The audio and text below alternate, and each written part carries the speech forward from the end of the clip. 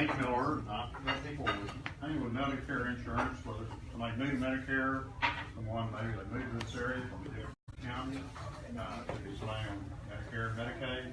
But anybody has questions on Medicare, give me a call. My name is Randy Miller. Thank you. Great. Thanks, Randy.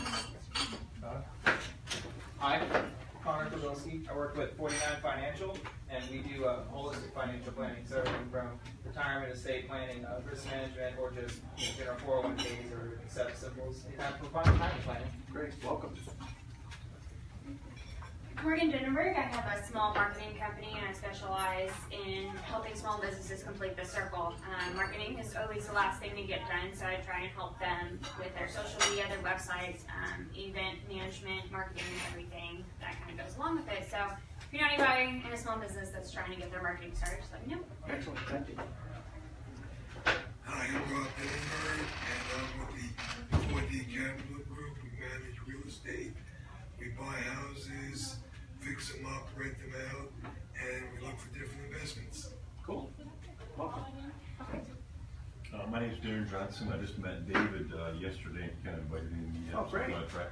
I'm kind of in between career transitioning, so I have some extra time to stop by. Great place. Yeah.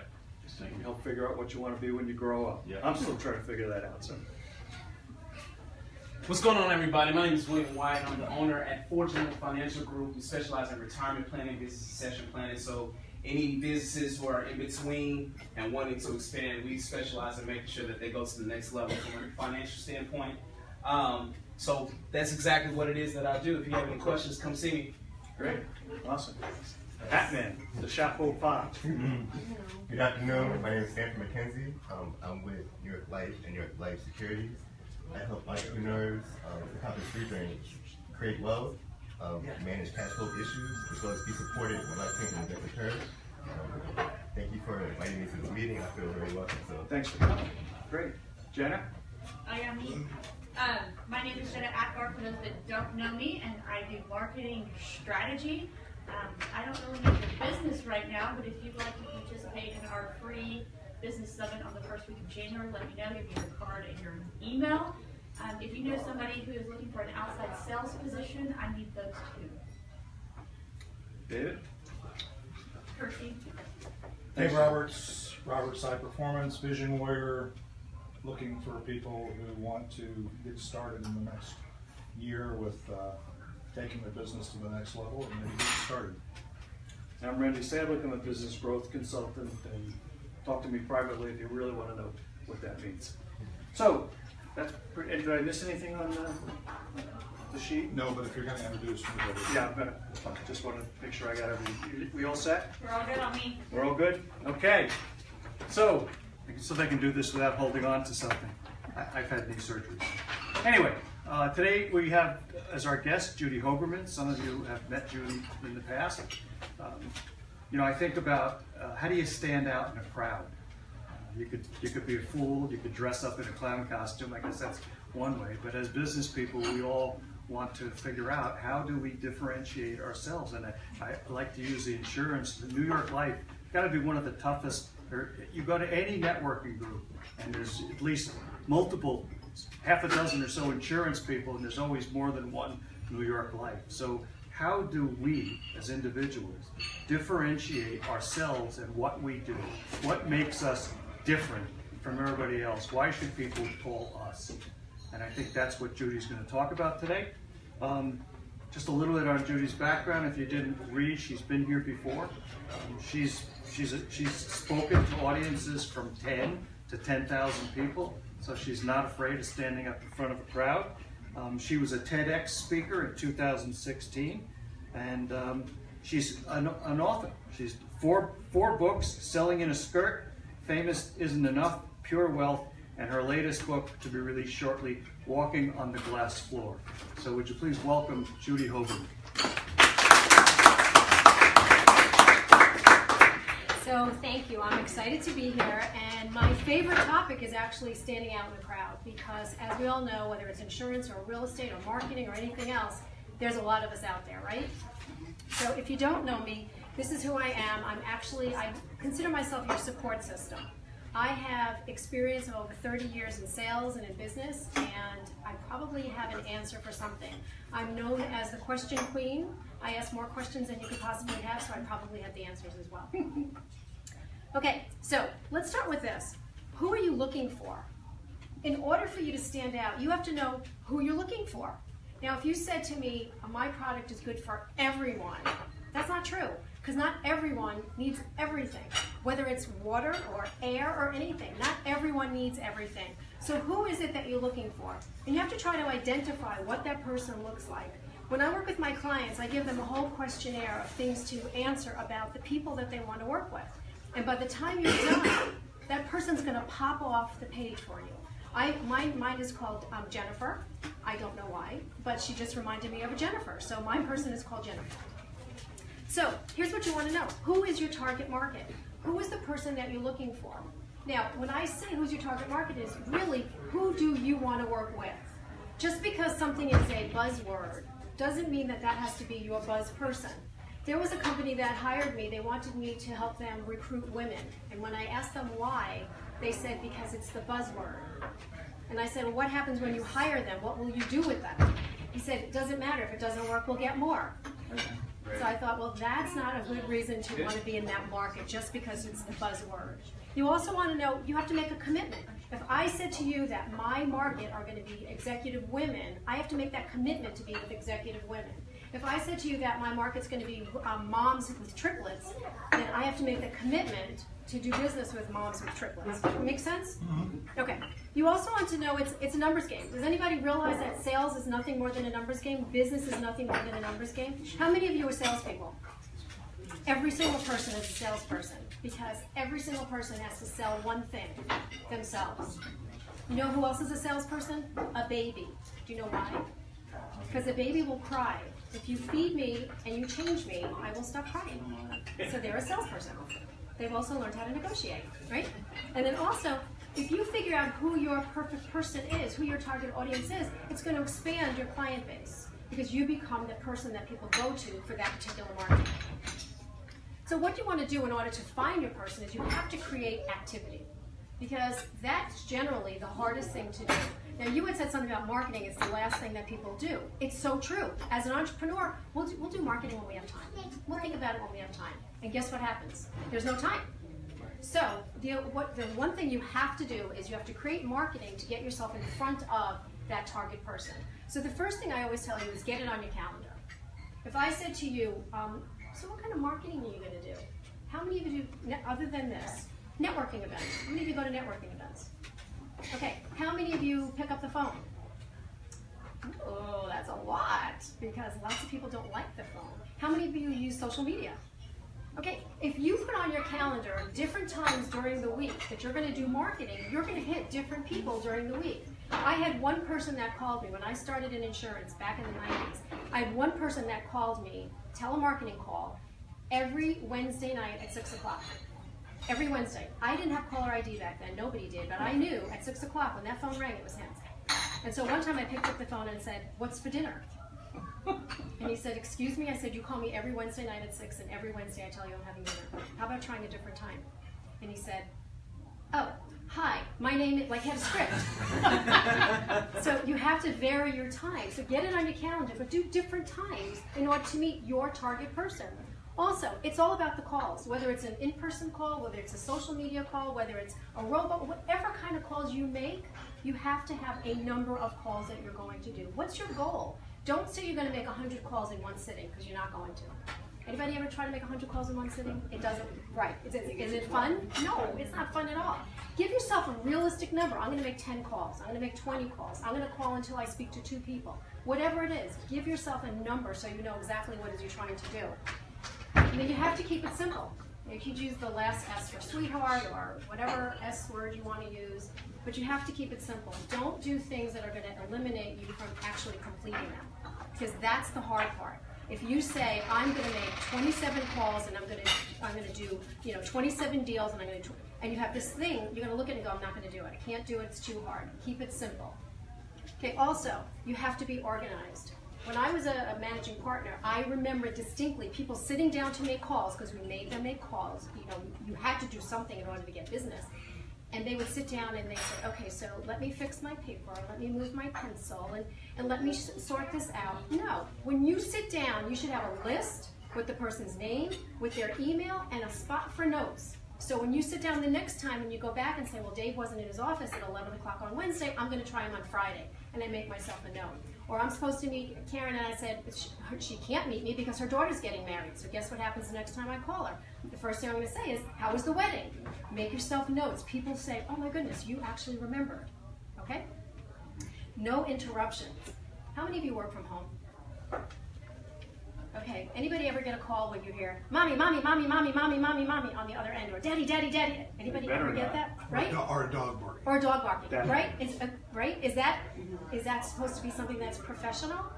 So, find yourself a quiet spot. If you can't find it at home, find it somewhere else. But we had a guy that was a single dad, and he put a baseball hat on.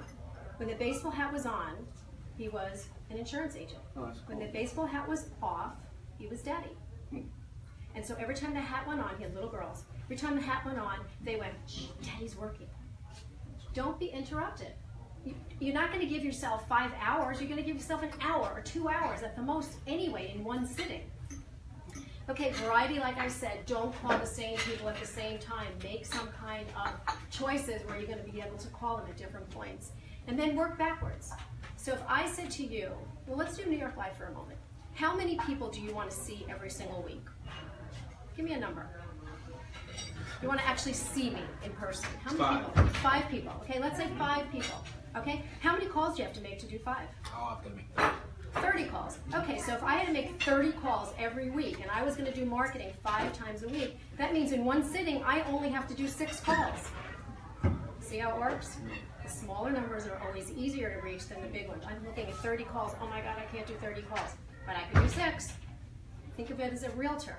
You want to sell 120 houses per year. That means you have to sell 10 houses per month. Would you say it's easier to sell 10 houses or 120? 10. Go backwards. Okay? What about your database? How many of you have a database? Okay, how many of you have a database that are your people? How many of you just have a database with lots of names on it that mean nothing? Okay, so when I first started my business, I decided to go to every networking event that there was. There wasn't one that I went to that were my people. Jennifer was nowhere. Okay, I was with everybody else, but not my people. So I had to figure out, like, what's in my database? These are just people. So I would send them, interesting information, but they weren't my people. So I had to start all over with a new database. But go back to yours. There's money. There's gold in your database. Anybody ever have somebody that's like hot to trot? I need your stuff, I need your stuff, I need your stuff. And when you go to close, it's like, I don't think I need it right now. Anybody ever have that? No? Yeah. Well, we've all had that, right? So what happens? Maybe at that moment, they didn't have money, and they didn't want to tell you that. Or maybe at that moment, it wasn't the right timing. Go back in. Tell them what else, what's new, what you have, what's going on. You never know who you could just pick up. Your database is full of interesting information. You also want to think about, like, where are you connected? How are you connected? What's something you can talk about? They talk about building rapport. Rapport is nothing more than finding some kind of common ground that we have.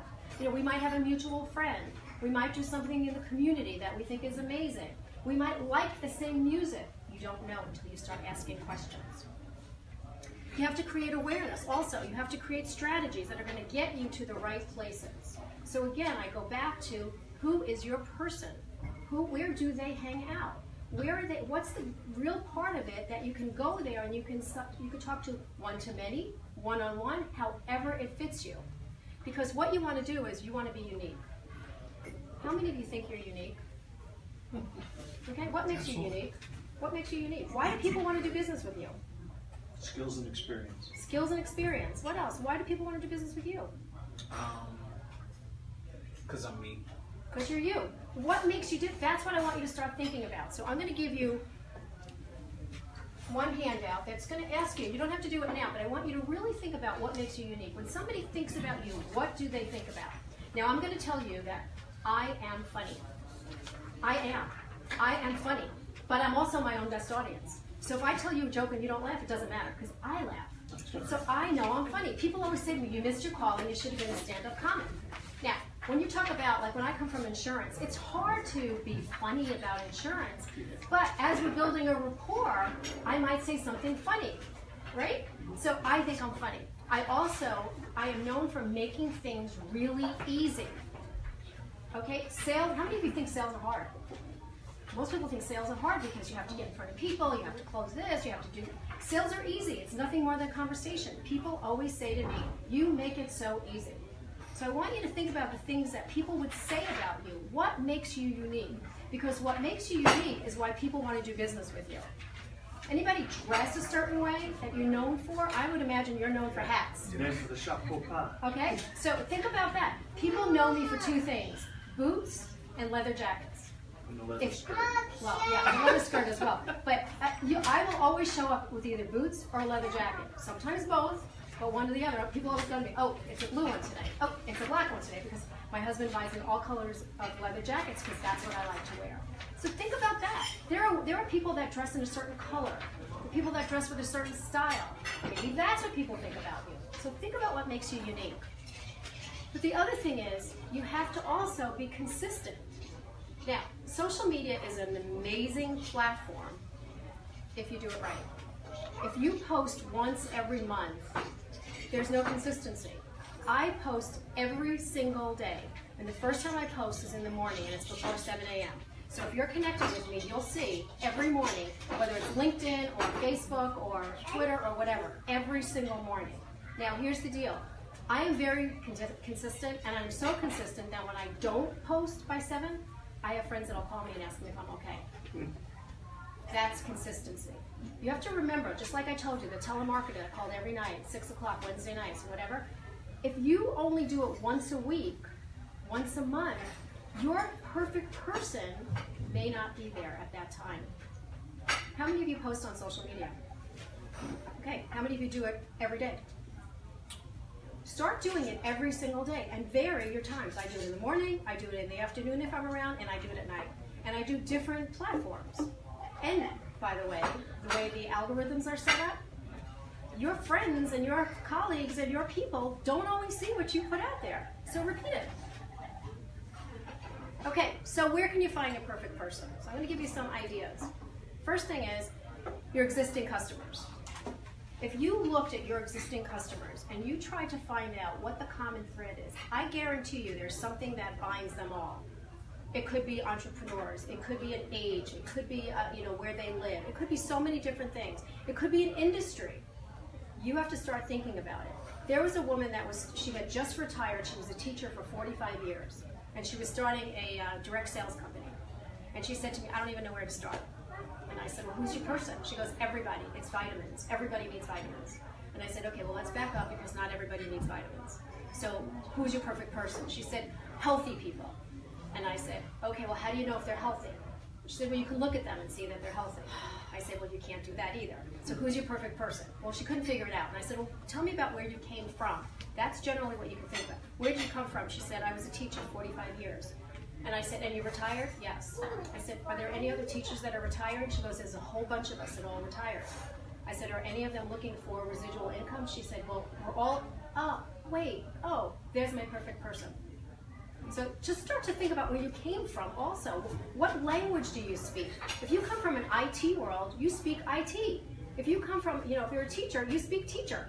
If you're insurance, you speak insurance. So think about that. I come from an insurance world, so when I go back to talk to insurance, it's like going home because that's who I am. So think about that. Also, people you know. If you start telling people who your people are, they'll start telling you who to find. If I said to you, how can I support you? And you said, my clients are everyone, my curtain goes down. I can't see everyone. But if you said to me, my clients are entrepreneurs and they're in the age bracket of 40 to 60, and I work generally with men, and blah, blah, blah, blah, blah, all of a sudden my curtain's coming up and I can start to see those people. So start to think about that. When you're looking for a new position, you have to also think about, like, who do you want to work with? I know who I don't, but that's easy to eliminate. So at least it eliminates something. Okay, referrals. How many of you ask for referrals? If you don't ask for referrals, start asking. And if you do ask for it, don't stop. Because referrals it's a golden opportunity. Nobody else gets that. And you have to treat them like gold. Okay, seminars. Do any of you do any kind of speaking? Okay, if you do speaking, this is one-to-many. I was telling Randy before, we used to do a lot of educational seminars for Medicare. Okay, this was one-to-many. Now, of course you can't sell because it's educational, but at least people were getting your opportunity and your name was getting out there. So think about that as well. Face-to-face. You know, obviously that's the best way because you get to see somebody eye to eye. And again, it's not for everybody. But if you met people eye to eye, all of a sudden, guess what you're building? A relationship. That's what sales are based on. Okay, advertising. Now, I have to say advertising is not what it used to be, and some people are not doing it at all, but some people are doing like, you know, ads on Facebook or ads on LinkedIn or whatever. So advertising has changed it a bit, and it's also a little bit expensive. And then you also do email campaigns. Anybody do an email campaign? Okay, so those of you who have said yes, awesome. Guess what time of year you're in? You're at the end of the year. Guess what happens at the end of the year? We used to call it a policy review. You can talk about a year in review. So just wanted to call and say, how is everything? Anything changed? What's going on? Blah, blah, blah, blah, blah. Here's what's happening with me. You could do an email campaign and just tell people what you're doing. It's like going back into that database. Just let people know what's going on, how they can find you. Maybe you moved. Maybe they moved. Okay? Then, of course, phone calls, which you all said you like to do that, so I'm going to just leave it at that. Okay, so here's your perfect person. What do they look like? How do they behave? Who are they? And how do you relate to the problem? Just because you have something that is fantastic doesn't mean it solves somebody's problem. Don't create a problem where there is no problem. If you have no competition, it could be awesome, but it could also mean that there's no problem there. So you have to be careful what you're trying to deliver to someone. Okay? Now, if you watch TV, you're going to see like all of the ads are now, you know, right now it's for a holiday, and in another week or two it's going to be for the gyms because resolutions are coming up, and then it'll change again. So you just have to decide like who are you? Who are you trying to affect? So here's the questions. Who's in your network right now that you can reach out to and you can ask for help, and you can show them what you're doing, or say to them, here's what I need, what can I, you know, how do you help me? You can also find out what networks you need to build. Let me just say one thing. You have to build networks before you need them. Okay? If you need something and you have no network, you can't go anywhere. There's no place to go. Okay? You first have to build the network, build the relationship. So build them before you need them. Okay? Also, who else should you include? If I'm saying to you that my network are executive women, who else can I partner up with that might also be doing business with executive women, not doing what I do? So who can I partner up with? Who can support you? Who do you need to see? Who do you need to meet? What new actions do you have to take? So you have to start asking yourself questions. How do I do this? Because the ultimate goal is, who's in your sandbox? Who do you want to play with? Now, when you were little, did anybody ever play in a sandbox? Okay, if you didn't like someone in your sandbox, what'd you do? Threw sand at it. You threw sand at it. What else did you do? You kicked him out of the sandbox or you left, right? That's what I'm talking about in business. If you pick a market that you're in and you don't like it, get out of it. If you can't find anybody that wants to do business, expand your marketplace. But you have to find out who's in your sandbox. So, let's talk about how you're going to find them, okay? Now, obviously you're here, so obviously you like to network. But how many people really like to network? Yeah, not many. Yeah. Okay, but here's the deal. You have to network with intention. Because in order for you to be successful, you have to be intentional. Now, I am a sales trainer by my career has really been sales training, okay? So when I jumped ship, and I jumped ship, like I jumped, and I left nothing behind, and I never looked back. But when I jumped, the only people I knew were the people I just resigned from. How do you network if you know no one? Except the people you resigned from. That's not easy, is it? No. So you have to do things with intention. And remember what I said, I went to every networking event and I met none of my Jennifers were anywhere. So I had to go back and I had to decide, who am I going to talk to? Where am I going to see people that I need? But here's the big thing. There's a title that you have to give yourself. You ready? You have to become the expert. You have to be the expert in your field. And you have to own that title. So I'll tell you a funny story. I was doing training, And these were all insurance agents. And they all said, oh, we're all competition. And I said, really? Okay, so who do you work with? Well, I work with, young families, and I work with seniors, and I work with, so they weren't really competition. They were all different markets. And I said, I have a client who, she's an expert in, she's mortgages, she's an expert in difficult mortgages. So one of the agents who was sitting over there said to me, did you make that up or is that real? I said, no, that's real. She said, well, I need her name. And I said, okay, I'll give it to you after the training. So I gave her the name. When I got back to my office, I called my client and I said, expect a call from so-and-so. She's looking for somebody that does difficult loans. She goes, I already have a call with her, already have a meeting set up. That's how fast it works. We're talking like not even an hour. That's how fast it works. If you are an expert in something, you have to say, I am the expert in, and you have to own it. So I've been on Fox Business News a lot, and they nicknamed me the gender expert. What the heck is a gender expert? Anybody know? I know more about women in certain instances than other people. They gave me that title. Do you think I own it? I own it. It's everywhere. It's on all my marketing stuff. Gender expert. Okay, so when you go home and you think about what you do, are you a marketing expert? What's your expertise in marketing? Pick yourself a niche within the marketing. If you're doing Medicare, what part of it is like, I am, Part D expert? Whatever it is, own it. Own it. Because I'm telling you, when I know what you're the expert in, I can bring people your way. If I don't know what you're the expert in, I can't help you. And that's what you want. You build relationships. So I'm going to give you some networking tips because, as I said, I did it wrong. Even though I teach it the right way, I did it the wrong way. So do as I say, not as I do, because I corrected myself after a little while.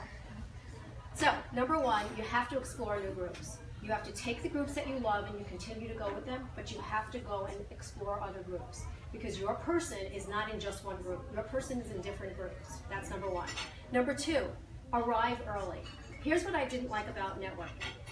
I did not like walking into a room where I knew not a soul, and everybody would look at me and go, oh, she has no friends, she's all by herself. That's what I'm thinking. I mean, it's silly, but that's what I thought. So if I got there early, you know what happened?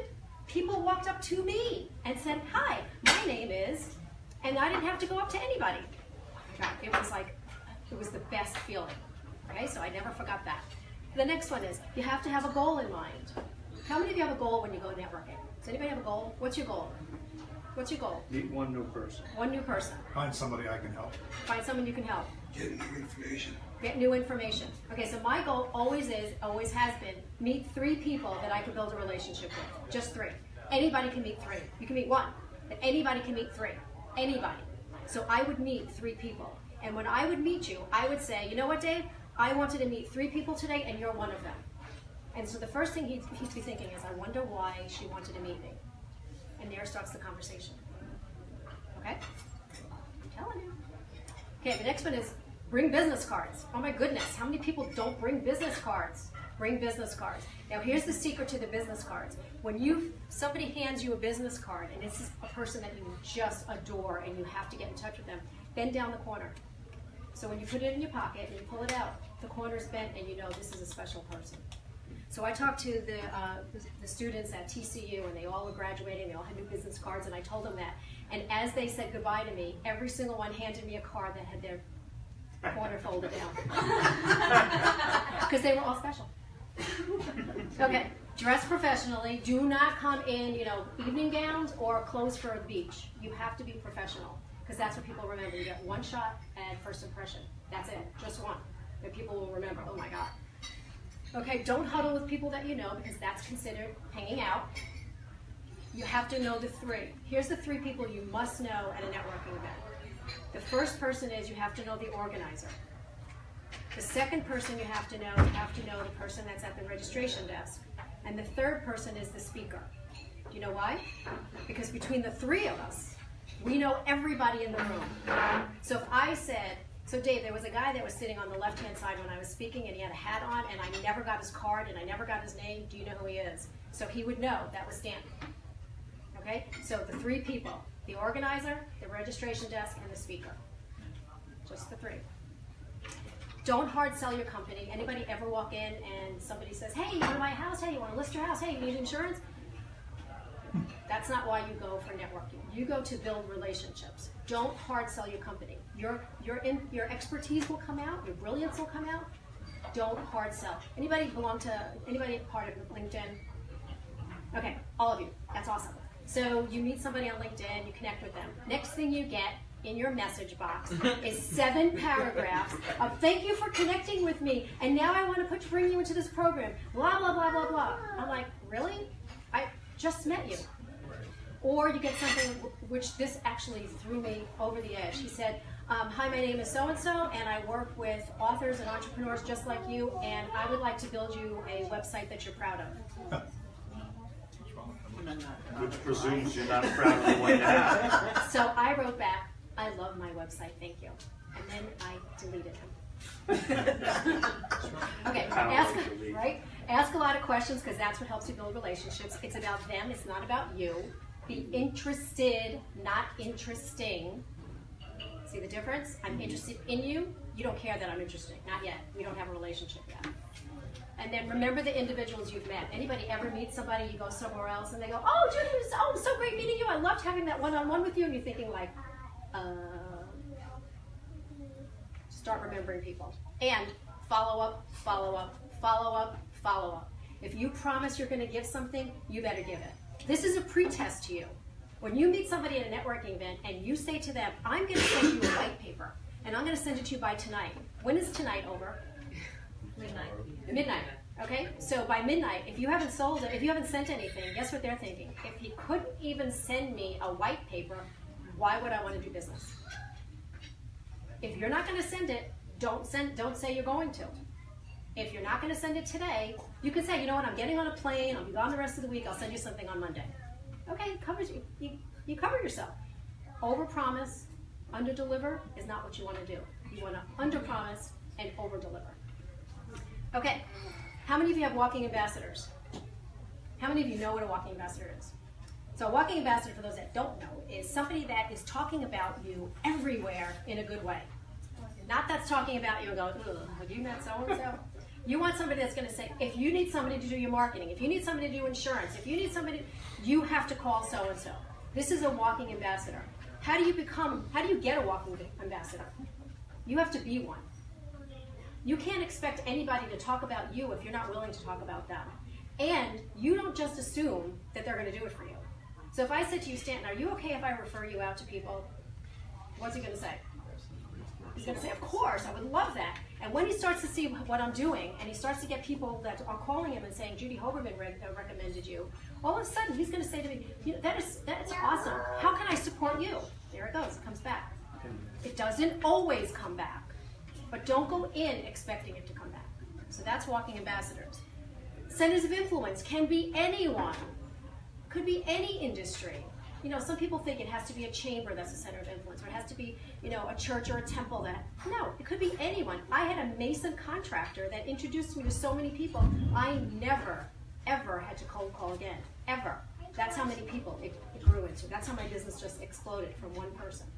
So make sure you look at everybody. Anybody is a center of influence. You just don't know it yet. You have to cultivate that relationship. And then the third one is the strategic partner. So how many of you have strategic partners? Okay, so a strategic partner is somebody that's in your space, that is already taking money from your people, from my Jennifer, but they complement you, they don't compete with you. So if I was a life and health insurance agent, who would be my strategic partner? It could be property casualty, it could be financial person, it could be any of that. If I was a realtor, who would my strategic partners be? A title person, a mortgage person, could be somebody that owns storage units. So think outside the box. Who could be your strategic partner? So when you think about that, who is your walking ambassador and who's your strategic partner, where are they hanging out? Because it might be in the same place that you're already going, but it also might be in a place that you haven't been. Right? The truth is that businesses don't do business, people do business. So even when you're talking to somebody that has a huge company, it's not the company that you're looking for. You're looking for the person. So don't get nervous when you see somebody that has 200 employees. It's not that. You have to make that relationship with that one person. Okay. That's what I said before. Build your relationships before you need them, because once you need them, it gets to be a little bit too late. And who's on your wish list? Anybody have people that are so, you think they're so far away from you, that's so far above you, so far, more well-known than you are that you're just afraid to call them? Don't. They're people. They're just people. The worst they're going to say is what? No. That's it. You're not going to die from it. Okay? You might die trying to make that phone call. But give yourself that goal. I'm going to call so-and-so by today. I'm going to call so-and-so by tonight. Make that call. Connect with them somehow. Start building a relationship. Because you're creating a business. You're either a business or it's a hobby. Now, if you're building a hobby, then you don't have to be as diligent and as strict as if you're building a business. But I'm pretty sure that all of you are building businesses. So you want your business to grow, right? That's all it is. Decide that it's a business, it's not a hobby. And you can also increase your commission 2 different ways. So if you're working on commission, the first is to wow your customers, and the second is the power of referrals. So to wow them, what did I say? Under promise and over deliver is the first thing.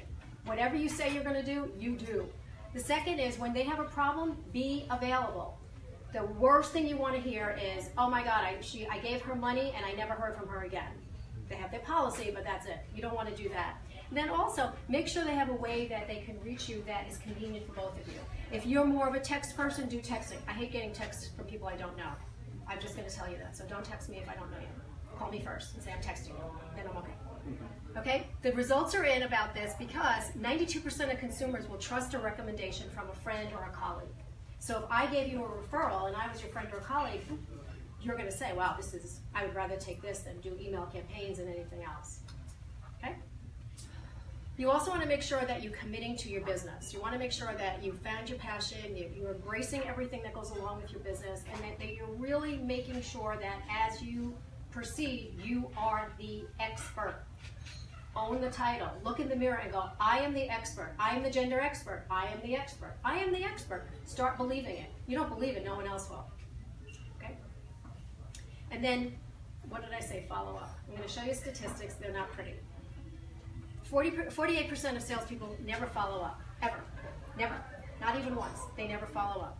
25% will make contact and stop, and it goes worse. It gets worse because 10% of salespeople make more than 3 contacts. Today, you have to do 10 or 12 contacts. How many contacts would you tell somebody in marketing?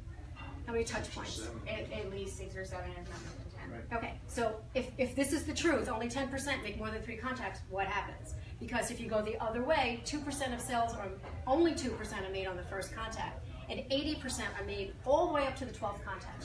So if you don't follow up, if you're not persistent, lights out. So this is my tagline, just so you know. Women want to be treated equally, not identically. Just so you have that. I will answer any questions, and this is how you can find me. So you have two sheets, and I really, I'm going to tell you to make sure you fill them out, and if you have questions, just ask me. Because these are some of the things that I give my clients as far as finding your target, being the expert, knowing who your strategic partners are, and who your walking ambassadors are. So, yes? Going back to the follow-up, and some of us get into our heads like, I don't want to be pushy. The reason they're not calling me back is because they're trying to say no in a nice way, and maybe I should just listen to that. And so all that story. So I believe that unless I get an actual no thank you, stop calling me, which some of us don't like to hear, especially when I'm in the women's mostly business.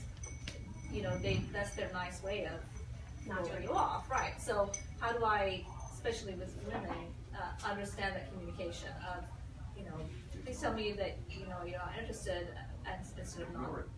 Okay, so there's a couple of things. The first thing you have to know is that the 12 different touch points are not always, can we meet, can we do business, can we meet, can we do business, when are you going to do it? No. I always find, now you weren't here in the beginning, but I always take notes with what people tell me. So if you had said to me, my daughter's getting married, or I love to travel to Italy, whatever it is, I have those notes.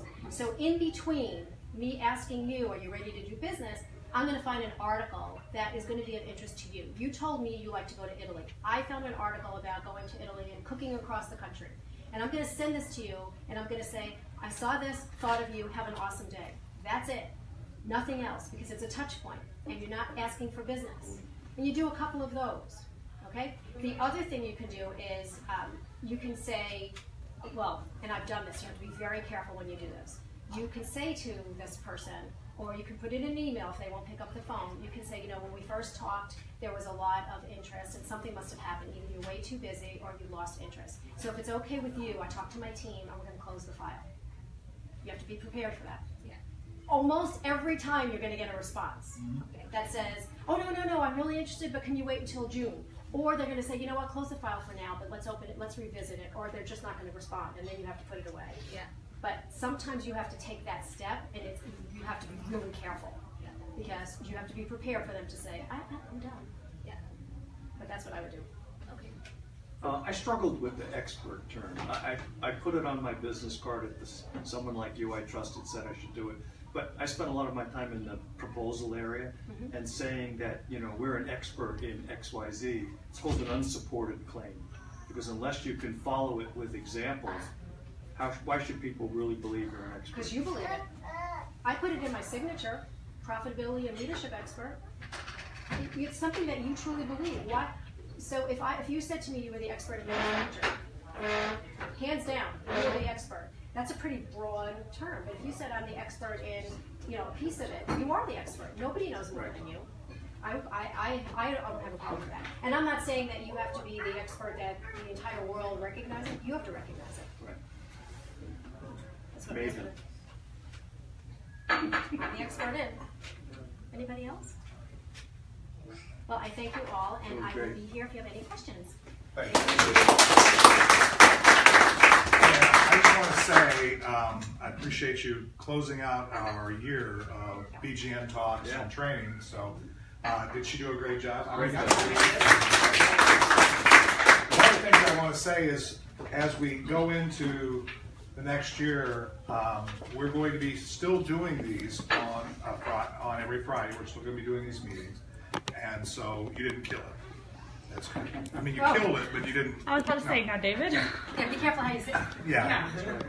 You're still the expert. But funny, the words have different meanings. You're the expert. No, I'm not at all. But I did what Jen had mentioned when she was going around the room. We don't have another. We have one more Wednesday, and we don't have a Friday next week. And we won't have another Friday until the 5th of January, I believe.